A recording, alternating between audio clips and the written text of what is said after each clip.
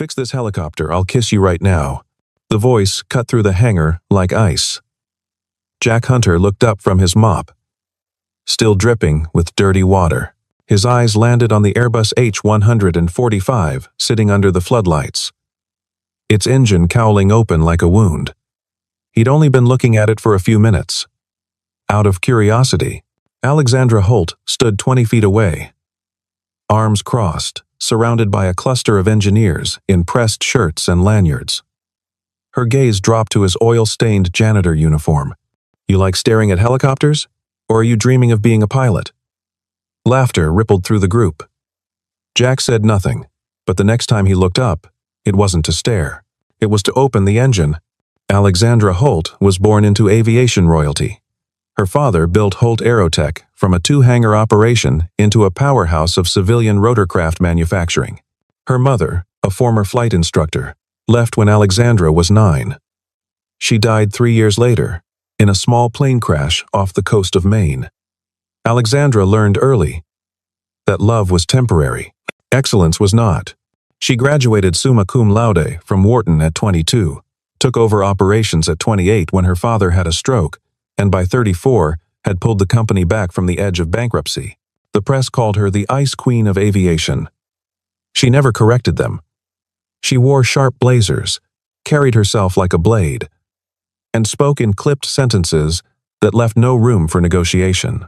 Her office overlooked the test facility in upstate New York, a sprawling complex of hangars, labs, and tarmac where prototypes were born and broken. She lived alone in a glass penthouse in Manhattan. No pets, no plants, no one waiting when she came home. She woke at 5 every morning, ran 6 miles along the Hudson, reviewed quarterly reports over black coffee, and was at her desk by 7:30. She had 3 phone numbers saved in her personal cell: her assistant, her lawyer, and her father's nurse. That was enough. Her days were measured in contracts signed, deadlines met, and competitors outmaneuvered. She attended galas in designer gowns and spoke at conferences where men twice her age called her ma'am and avoided eye contact. She'd fired 12 executives in 6 years. None of them saw it coming. She didn't believe in warnings. She believed in results. Jack Hunter had a different kind of story. He'd been a senior aviation engineer in the Army, stationed in Iraq and Afghanistan, responsible for keeping Black Hawks and Apaches in the air under impossible conditions. He could rebuild a turbine engine in the sand with a headlamp and a prayer. His wife, Sarah, had been a nurse. They met at a VA hospital in Virginia.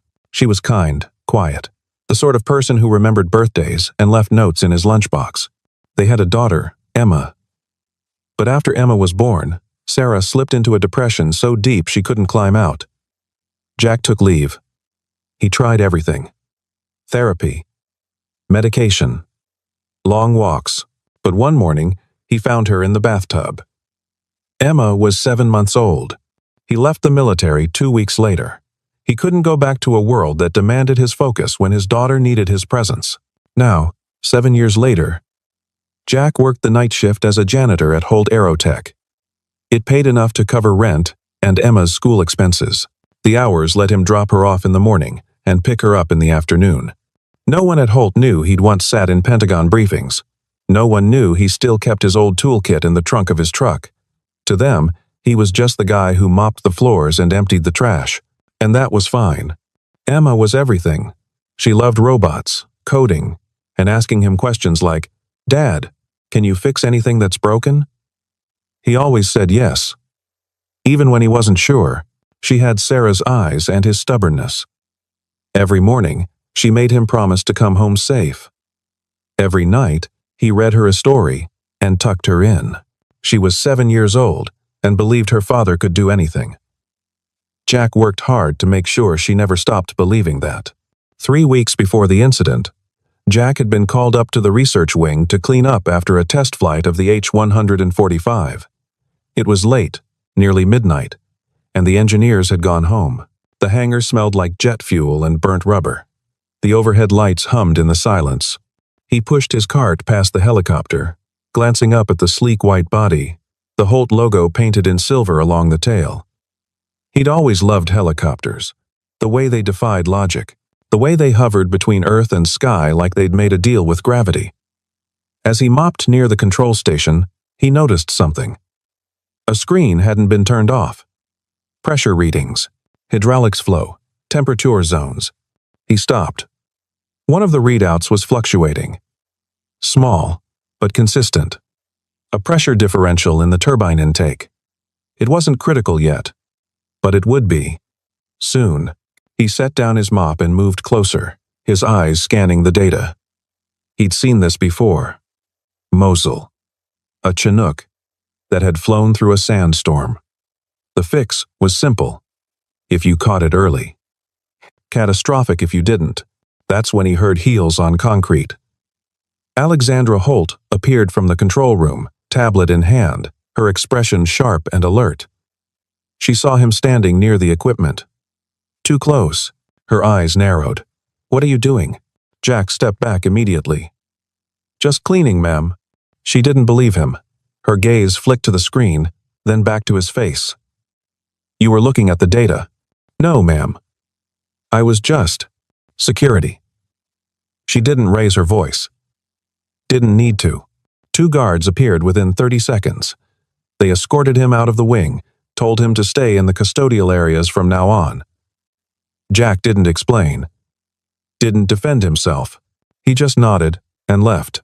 He'd learned a long time ago that some people didn't want to hear the truth, especially not from someone holding a mop. Later that night, back in her office, Alexandra reviewed the security footage. She watched him pause at the screen. Saw him lean in, his eyes moving across the data with surprising focus. But she also saw something else. Earlier in the evening, there'd been a hydraulic fluid spill near a catwalk. A maintenance tech had slipped, cut his hand on a sharp edge. Jack had been there. He'd helped the man to his feet, given him half his sandwich, and walked him to the medical station. Alexandra watched the clip twice. She didn't know what to make of it. The man was a janitor, but he moved through the hangar like someone who understood it, like someone who'd been there before. She closed the file, saved it in a folder marked personnel notes. Then she forgot about it. 3 weeks passed. Jack kept to his schedule. Came in at 11 p.m. Left at 7 a.m. He mopped floors, emptied trash bins, and kept his head down. He saw Alexandra occasionally, crossing the facility with her entourage of assistants and engineers. She never looked at him. He preferred it that way. Invisible was safe. Invisible was simple, but he still thought about that pressure reading. He'd checked the maintenance logs online. Nothing had been flagged. No one had noticed. He thought about saying something, writing an anonymous note, but who would listen to a janitor? So he kept quiet. He went home. He made breakfast for Emma. He helped her with her homework. He read her bedtime stories about astronauts and explorers, and he told himself it wasn't his problem anymore. He'd left that world behind. He was a father now. That was enough. But deep down, in the part of him that still remembered the smell of engine oil and the sound of rotor blades, he knew something was wrong with that helicopter. And he knew that eventually, someone would have to fix it. The morning of the test run, the H-145 wouldn't start. The ignition cycled. The fuel lines checked clean. The diagnostics came back normal, but the engine refused to turn over.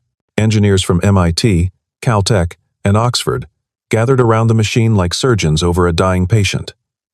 They ran tests, swapped components, recalibrated systems. Nothing worked. Alexandra stood in the center of the hangar, her jaw tight, her hands clasped behind her back. This wasn't just a test flight. It was a demonstration for a potential client, a medical transport company from Seattle worth $40 million. If the helicopter didn't fly, the deal was dead. And if the deal died, 3 other contracts would follow. Dominoes. She'd built her reputation on reliability, on precision, on never missing a deadline. This couldn't happen. Not today. She turned, scanning the room for answers, and that's when she saw him. Jack Hunter, mopping near the far wall. But he wasn't mopping. He was looking at the helicopter, specifically at the pressure valve housing near the turbine intake. his head tilted slightly, like he was listening to something no one else could hear. His eyes moved across the engine, cowling with an intensity that didn't match his uniform. Alexandra felt something flicker in her chest. Annoyance, curiosity. She wasn't sure which. She walked over. The engineers fell silent, watching. She stopped 5 feet from him. "You." Jack looked up. His face was calm, unreadable. "Yes, ma'am?" She gestured to the helicopter. "You've been staring at it for 10 minutes. See something we don't?" A few of the engineers smirked. One whispered something to another. Someone laughed softly. Alexandra didn't smile. She just kept her eyes on Jack, waiting. "Tell you what," she said, her voice cold and clear as glass. "Fix this helicopter, and I'll kiss you. Right now. In front of everyone." The hangar went completely silent. Someone's tablet beeped. No one moved to silence it. Jack didn't flinch. He just looked at her, then at the helicopter, then back. His expression didn't change. "And if I can't, you're fired. No severance, no insurance, no final paycheck." She crossed her arms. "Do we have a deal?" One of the engineers, a man in his 50s with a Caltech ring on his finger, spoke up. "Miss Holt, with all due respect, he's a janitor. He doesn't have clearance to touch." "I'm aware of what he is." Her tone cut him off cleanly. She didn't take her eyes off Jack. "Do we have a deal?" Jack looked at her for a long moment. His hands were still holding the mop handle. He thought about Emma, about the robotics competition that night, about the workshop lights that had been out for 2 weeks, about the promise he'd made to always come home. Then he set down the mop. He didn't say a word. He just walked toward the H-145. The engineers stepped back. Alexandra watched him go, her arms still crossed, her face unreadable. One of the younger engineers pulled out his phone and started recording. Another checked his watch. It was 11:47 a.m. Jack stopped in front of the helicopter. He stood there for a moment, just looking. Then he reached up and ran his hand along the engine, cowling, feeling the metal, the seams, the bolts. And for the first time in 7 years, Jack Hunter stopped being a janitor. He became an engineer again. What no one in that hangar knew, what no one could have guessed, was that Jack Hunter had spent 6 years keeping military helicopters alive in war zones where failure meant death. He'd patched bullet holes in rotor blades with sheet metal and aviation-grade epoxy. He'd rewired avionics panels by flashlight while mortars fell 100 yards away. He'd once restarted a downed Black Hawk using a car battery and jumper cables because the auxiliary power unit had been shot to hell. He'd been decorated twice, commended 4 times. And he'd walked away from all of it the day he buried his wife. Now he worked nights and came home to a little girl who built robots out of cardboard boxes and asked him why the sky was blue. Emma was 7 years old. She had Sarah's dark eyes and Jack's stubborn chin. Every morning before school, she made him promise 3 things. Come home safe, don't forget lunch, and help her with her project. She'd been working on that project for 2 months. A small autonomous rover that could navigate obstacles using sensors she'd coded herself. The regional robotics competition was tonight. The prize was a full scholarship to a summer STEM camp at Cornell. Emma wanted it more than anything. She'd drawn pictures of herself wearing a lab coat. She'd practiced her presentation in front of the bathroom mirror. But the workshop at her school, the one with the good lighting, and the 3D printer, and the soldering stations, had been shut down for repairs 3 weeks ago. A wiring issue. A safety concern. They'd said it would be fixed in a few days. Then a week. Then next month. Emma had been working at home, under a desk lamp that flickered, with tools Jack had bought from a hardware store. He'd called the school twice. Left messages. No one called back.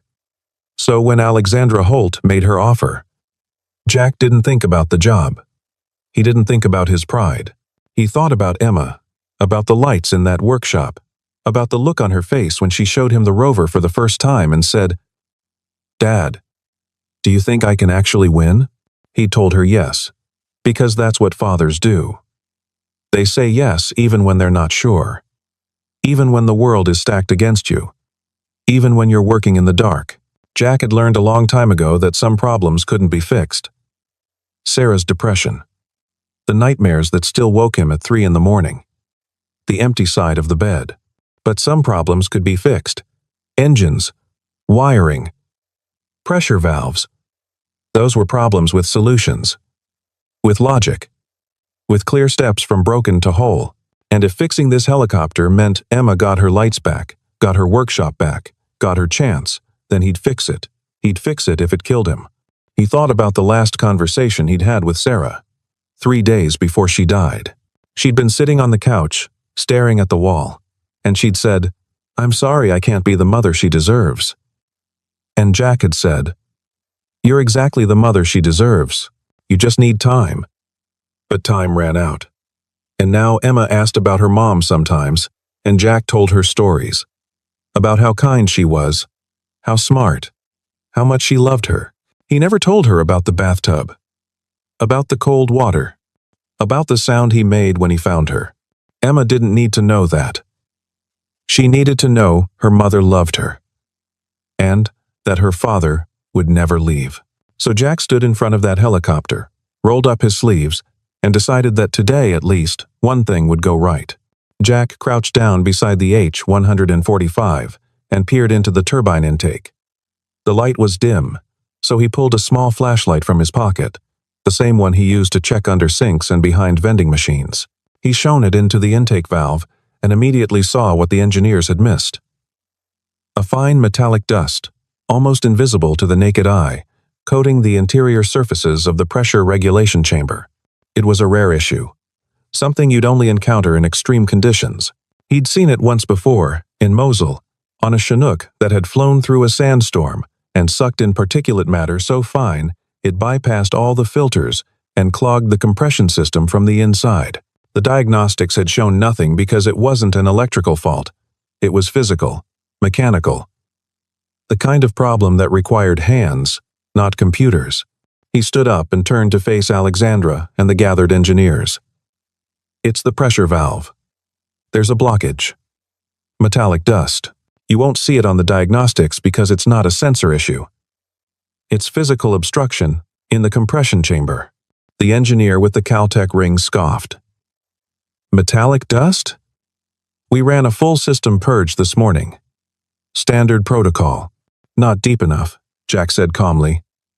"You need to pull the valve housing, clean the interior surfaces manually, and check the compressor intake for residue accumulation. If you don't, it'll cycle fine on the ground, but fail again under load within 3 days." Another engineer, younger, with a Oxford University lanyard, stepped forward. "And, you know this how? You have a degree in aeronautical engineering we don't know about?" Jack didn't answer. He just looked at Alexandra. She was watching him with an expression he couldn't read. Not mockery anymore. Something else. Calculation, maybe. Assessment. "You have until 2 p.m., she said. Her voice was steady, but there was something underneath it. Curiosity. Or maybe just the faint hope that she wouldn't have to call Seattle and cancel. If this bird flies by 2, you get your kiss and you keep your job. If it doesn't, you're gone. No appeal. No second chance. Clock starts now." She checked her watch. Then she turned and walked toward her office, heels clicking on concrete. The engineers dispersed slowly, muttering to each other. A few stayed to watch. Most didn't believe he'd even know how to open the cowling properly. Jack stood alone beside the helicopter. He looked at his watch. It was 11:47 a.m. He had 2 hours and 13 minutes. He thought about Emma again, about her sitting in that dark workshop with her flickering desk lamp, trying to solder circuits she could barely see, about how she never complained, about how she'd look at him with those serious eyes and say, "It's okay, Dad. I can make it work."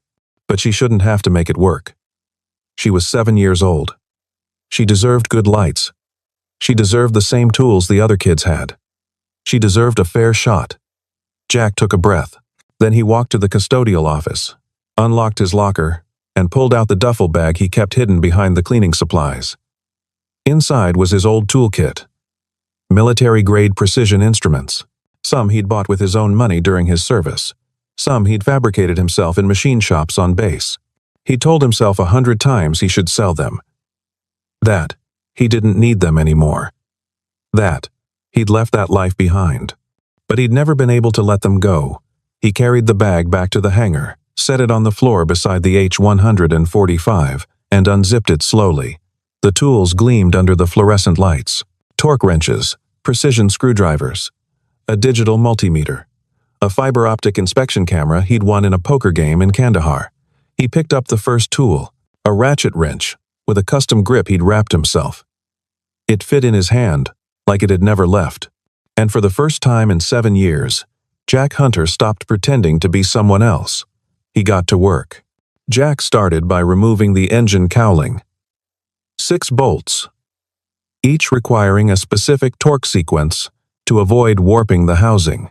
He worked quickly but carefully, his hands moving with the muscle memory of 1,000 similar operations. The engineers who'd stayed to watch exchanged glances. This wasn't the fumbling of an amateur. This was precision. Within 8 minutes, the cowling was off. He set it aside on a clean tarp he'd pulled from his cart. Then he disconnected the electrical harness feeding into the pressure valve assembly. 12 connections. Color-coded, but only if you knew the military system, which was different from civilian standards. He unplugged them in sequence, tagging each one with small pieces of tape from his toolkit. The valve housing came next. It was a complex piece of engineering, designed to regulate pressure differentials during flight. Removing it required detaching 3 hydraulic lines and a sensor array. One wrong move, and he'd flood the system with fluid, or break a sensor that cost $12,000 to replace. He worked slowly here, carefully. He could feel eyes on his back. Someone was filming. He didn't care. At 12:23 p.m., he lifted the valve housing free. It was heavier than it looked. He carried it to a workbench, set it down, and opened it. The interior was coated with that fine metallic dust. He'd been right. He used a microfiber cloth and aviation-grade solvent to clean every surface, checking his work with the fiber optic camera to make sure he hadn't missed anything. The dust came away slowly, revealing clean metal underneath. While the valve housing dried, he turned his attention to the compressor intake. This was harder to access. He had to remove a secondary panel and reach into a space barely wide enough for his arm. He used a vacuum probe to extract the particulate matter, working blind, guided only by feel and experience. Sweat dripped down his temple. His shoulder ached from the angle. But he kept going. At 1:14 p.m., he pulled his arm out. The vacuum canister was coated with a thin layer of metallic dust. He'd gotten it all. He reassembled the valve housing, reconnected the hydraulic lines, reattached the sensor array, plugged in the electrical harness. Every connection had to be perfect. Every bolt had to be torqued to spec. One mistake, and the engine wouldn't just fail to start. It would fail catastrophically, possibly during flight. By 1:38 p.m., he was reconnecting the final electrical connection. His hands were covered in grease despite the gloves. His back hurt. His knees ached from crouching on concrete. But the work was done, almost. He ran a manual pressure test using a gauge from his toolkit. The needle climbed smoothly. No fluctuations, no drops. Good. He closed the cowling, torqued the bolts in sequence, and stepped back. The engineers had returned, more of them now. Word had spread. Someone had told someone who'd told someone else. Now, there were maybe 20 people watching. Alexandra appeared at 1:50 p.m. She didn't say anything, just stood there with her arms crossed, her face unreadable. Jack wiped his hands on a rag. He looked at her. Try it now. She walked to the pilot's door, climbed into the seat, and reached for the ignition. The hangar fell silent. You could hear the ventilation system humming. Someone coughed. Alexandra turned the key. The starter motor whined. The turbine began to spin. Slowly at first, then faster. The rotor blades shuddered, then began to turn. The engine roared to life, smooth and powerful, filling the hangar with sound. The H-145 lifted 6 inches off the ground, hovered there, steady, perfect, then settled back down. Alexandra shut off the engine. The rotors slowed, stopped. Silence fell again, heavier. This time, she climbed out of the cockpit, walked over to Jack, and stopped 3 feet in front of him. Everyone was watching. Phones were out. Recording, waiting to see if the Ice Queen of Aviation would actually kiss the janitor. Jack pulled off his gloves, looked her in the eye, and said the thing no one expected. "I don't need your kiss." Jack's voice was quiet but clear. It carried across the hangar like a bell. Alexandra froze. Her expression didn't change, but something flickered behind her eyes. Confusion. Maybe surprise. Jack wiped his forehead with the back of his hand, leaving a streak of grease across his temple. "I just need the lights in Emma's workshop turned back on. She has a robotics competition tonight. She's been building in the dark for 2 weeks. That's all I want, just the lights, so she can finish her project." The silence stretched. No one moved. One of the engineers lowered his phone. Another looked at the floor. Alexandra stood perfectly still, her arms still crossed, her face a mask. But inside, something was shifting. Something she didn't have words for. "Who's Emma?" Her voice was softer than before. Almost gentle. "My daughter. She's 7 years old." Jack met her eyes without flinching. "She's smarter than I'll ever be. She's building an autonomous rover. With sensors, she coded herself. She deserves a fair shot. That's all I'm asking for. Not money. Not a promotion. Just lights." Alexandra felt something tighten in her chest, a feeling she hadn't experienced in years. Shame. Not the performative kind she'd learned to fake at board meetings when someone called her ruthless. Real shame. The kind that made your throat close and your stomach turn. She'd used this man. Made him a spectacle. Turned his dignity into entertainment for a room full of engineers who'd spent 3 hours failing to do what he'd done in 2. And he hadn't done it for recognition. Hadn't done it for her. He'd done it for a 7-year-old girl who was building robots in the dark. "Done," she said. The word came out harder than she intended. "The lights will be on by tonight. You have my word." Jack nodded. He didn't smile. Didn't thank her. Just nodded once and turned back to gather his tools. Alexandra stood there for another moment, then walked away. Her heels echoed in the silence. The engineers dispersed slowly, talking in low voices. Someone laughed nervously. Someone else made a joke about janitors and helicopters. But most of them were quiet. Back in her office, Alexandra closed the door and stood at the window, looking out at the facility. She felt unsteady. Off balance. Like the ground had shifted beneath her feet. She walked to her desk, sat down, and opened her computer. She typed his name into the company database. Jack Hunter. Employee ID 4732. Night custodian. Hired 7 years ago. She clicked on his file. The screen loaded. Education. Bachelor of Science in Mechanical Engineering. University of Virginia. Minor in Aerospace Systems. GPA 3.9. Military service. United States Army, Aviation Maintenance Division, 2009 to 2017. Rank at discharge. Warrant Officer 2. Specialty. Rotary Wing Aircraft Systems. Honorable discharge. Reason for leaving. Personal family matter. Commendations. Army Commendation Medal. 2. Meritorious Service Medal. Joint Service Achievement Medal. She stared at the screen. Her hand moved to the mouse. She clicked on his personnel photo from 7 years ago. It showed a younger version of the man she'd just humiliated. Shorter hair, clean-shaven, the same serious eyes. He was wearing a suit in the photo, an interview suit. The kind you wear when you're trying to start over. She closed the file. Picked up her phone. Dialed the facilities manager. Turn the lights back on in the workshop at PS 114. Tonight, I don't care what it costs. I don't care if you have to pull electricians off other projects. Get it done. Yes, ma'am. May I ask no? Then she sat back in her chair and stared at the ceiling.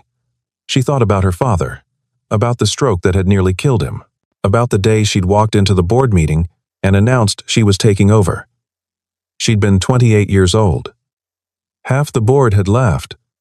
The other half had called their lawyers. She'd fired 6 of them within a month, rebuilt the company from the ground up, proven everyone wrong. She'd thought that made her strong. Now she wasn't sure. She thought about Jack's face when he'd turned down the kiss, the way he'd looked at her without anger, without resentment. Just tired. Just done. Like he'd been through worse and this was just another thing to endure. She thought about Emma, 7 years old, building robots in the dark. And she thought about herself at 7, sitting in her mother's Cessna, learning to read altimeters and airspeed indicators, back when flying felt like magic. Before it became business. Before everything became business. Her phone buzzed. A text from her assistant. Client from Seattle is asking about the test flight. Should I reschedule? Alexandra stared at the message. Then she typed back. No. Tell them the demonstration is happening as planned. 3 p.m. We're good to go. She set down the phone, looked out the window again. Somewhere down there, Jack Hunter was putting his tools back in a duffel bag and going back to his mop. And somewhere else, a 7-year-old girl was waiting for her father to come home and tell her the lights were back on. Alexandra pressed her palms against her eyes. She didn't cry. She hadn't cried since her mother's funeral. But she felt something close, something raw, something that felt uncomfortably like being human. The next evening, Alexandra found herself in the employee parking lot. She'd told herself she was just checking on something. A routine walkthrough. Quality control. But she knew it was a lie. She was looking for him. She found Jack's truck in the far corner.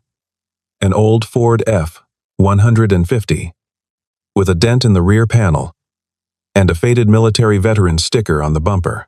He was underneath it, tools spread across the asphalt. His legs stuck out from beneath the chassis. She walked over. Her heels clicked on the pavement. The sound made him pause. He slid out from under the truck, saw her, and sat up. Grease on his hands. Surprise on his face. Miss Holt, I owe you an apology. The words came out stiff. Formal. She tried again. What I did yesterday was wrong. I used you. I made you a spectacle in front of everyone. I turned your skill into a joke and your dignity into a bet. That was cruel. I'm sorry. Jack wiped his hands on a rag. He didn't look angry. Just tired. I didn't do it for you. I did it for Emma. I know. She paused. Did she win? 2nd place. But she got into the summer camp. Full scholarship. He smiled. A real smile that changed his whole face. She cried when I told her. Happy tears. First time I've seen those in a while. Alexandra felt that tightness in her chest again. She reached into her jacket pocket and pulled out an envelope. This is an invitation. To the company gala next month. Black tie. Normally it's just board members and investors. But I'm inviting you. And Emma. There's going to be a robotics exhibit. MIT is bringing some of their competition bots. I thought she might like to see them. Jack looked at the envelope. Didn't take it. Why? Because I want to apologize properly, and because your daughter sounds brilliant. She should meet people who understand what she's building. Alexandra held out the envelope. No pressure, just an offer. If you don't want to come, I understand. Jack took it. Looked at it. The paper was heavy, expensive, embossed with the Holt Aerotech logo. I'll think about it. That's all I'm asking. Alexandra turned to leave, then stopped. Jack? Yeah? Thank you. For fixing the helicopter. And for reminding me what humility looks like. I think I'd forgotten. She walked away before he could respond. Got in her car. A black Tesla. That probably cost more than Jack made in 3 years. She sat in the driver's seat for a moment, hands on the wheel, staring at nothing. Then she started the engine and drove home.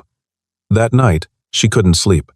She kept thinking about Emma, about a 7-year-old girl soldering circuits under a desk lamp. About Jack turning down a kiss because all he wanted was lights.